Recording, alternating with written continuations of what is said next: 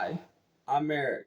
This is my first podcast video on YouTube, and it's called John Wayne Gacy, a Monster Next Door.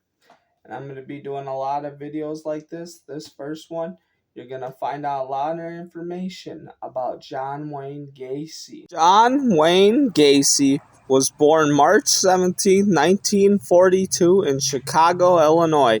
He was the second of three children to his father, John Stanley Gacy, and Marion Elaine Robertson. He had two sisters. One of his sisters you never see, but his other sister, Karen Gacy, you do. She has been on a lot of documentaries and Oprah talking about John. John Wayne Gacy's father was an alcoholic who beat John Wayne Gacy and belittled him by calling him dumb and stupid. John Wayne Gacy had a heart condition, and in the 4th grade, he began to experience blackouts. Despite not graduating high school, Gacy attended and graduated from the Northwestern Business College in Chicago. Then he worked as a salesman and a manager at a shoe store company. In 1964, he met and became engaged to Marlyn Myers, whose father owned 3 KFC restaurants in Waterloo, Iowa. Gacy relocated there to manage the restaurants, and Gacy and Myers had 2 children together. Gacy joined the Waterloo Jaycees in 1967. Gacy was named state chaplain and man of the year by the Jaycees. The next year, in 1968, Gacy ran for president of the Jaycees, but his campaign was surprisingly cut short. Gacy had been accused and convicted of sodomy of a teenage boy. He persuaded one of his employees to assault the victim and unsuccessfully attempt to stop him from testifying. Gacy was sentenced to a 10-year prison sentence at Anamosa State Penitentiary. Gacy was ordered to undergo a psychiatric evaluation at the Psychiatric Hospital of the University of Iowa. 2 doctors concluded he had an antisocial personality disorder and was unlikely to benefit from treatment, and that his behavior pattern was likely to bring him into a repeat conflict with society. His wife divorced him and received full custody of their children. Gacy was a model prisoner and was released on parole in the summer of 1970 after serving 18 months. Financial assistance from his mother, Gacy bought a house on 8213 West Summerdale Avenue in North Park, Illinois, where all his future murders would take place. In 1971, Gacy started a construction business called PDM Contractors. And that's where he hired all young boys, and that's the ones who he had as his victims. Also, that same year, Gacy became engaged to Earl Hoff. Gacy would host summer parties that were popular. Gacy and Hoff were married in 1972 and were divorced in 1976. John Wayne Gacy was inspired by Dean Corll. He took the torture rack. It was a board with handcuffs on it, and he took the handcuff trick, where Gacy would put the handcuffs on himself and get out of them. Then he would tell his victim, "You try the trick," and they would, but they could not get out. So they would ask Gacy, "What is the trick?" And Gacy would say, "The trick is you need the key." And he would torture them. After that, he would do the rope trick to strangle them to death. Gacy dressed up as a clown. He had 2 clowns, Pogo and Patches. Gacy's first victim was January 3rd, 1972, and his last victim was December 11th, 1978.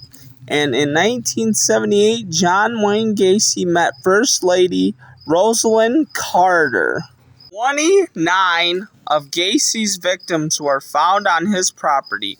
27 were in the crawl space, One was in the backyard and one was under the garage. The last 4 victims he threw off the I-55 bridge into the Des Plaines River, south of Chicago. Gacy was arrested on December 21st, 1978. He was charged with murder. John Wayne Gacy's trial began on February 6, 1980 in Cook County, Illinois. The jurors were selected from Rockford, Illinois. The trial lasted 5 weeks. On March 12, 1980, the jury deliberated for less than 2 hours before finding Gacy guilty of all 33 murders. The following day, March 13, 1980, the jury sentenced Gacy to death. Starting in 1982, Gacy started painting pictures while on death row. He produced over 2,000 canvases. One of Gacy's victims who survived was Jeffrey Ringnall. He wrote a memoir called 29 Below. In 1993, while writing his honors thesis at UNIV, 18-year-old Jason Moss established relationships with 5 of the most infamous murderers, one being John Wayne Gacy. In order to grab Gacy's attention, Moss posed as a young, naive, and secure gay man who could be easily manipulated, the perfect target for Gacy's sexual and murderous desire. Over the course of several months, Moss received more than 100 letters from Gacy, most of which contained explicit descriptions of the killer's sexual fantasy. At this point, they began to talk on the phone every Sunday morning, during which Gacy reiterated his innocence. Eventually, Gacy asked Moss to come visit him in prison, where he was waiting execution. Instead of being supervised by the prison guards, their meeting took place in a locked room with the security camera turned to face the wall. While Moss understood that he had deliberately lured Gacy, he felt overpowered and manipulated by him. Hoping to have sex with the visitor, Gacy seemed become more and more violent and unstable. Fortunately, at this exact moment, a guard knocked on the door, allowing Moss to escape Gacy's clutches of madness. After his face-to-face encounter with Gacy, Moss confessed to having nightmares and cut off contact with all of his pen pals. May 9th, 1994, Gacy was transferred to Stateville Correctional Center to be executed. His last meal was a bucket of KFC, French fries, a dozen fried shrimp, fresh strawberries, and a Diet Coke. That evening, he received his last rites from a Catholic priest before being escorted to the Stateville execution chamber. In the hours leading up to Gacy's execution, a crowd estimated at over 1,000 gathered outside the correctional center. Some in favor of the execution wore t-shirts bearing slogans such as "No Tears for the Clown" and "Pogo's Dead." Shortly after midnight on May 10, 1994, Gacy was given a 3-drug lethal injection. Gacy was pronounced dead at 12:58 a.m. On August 8, 1994, an American sludge band called Acid Bath used John Wayne Gacy's painting for their debut album When the Kite String Pops. The cover is Pogo the Clown number 15, the back cover is Skull Clown number 171, and the inside gatefold has Pogo in casket 1 of 3.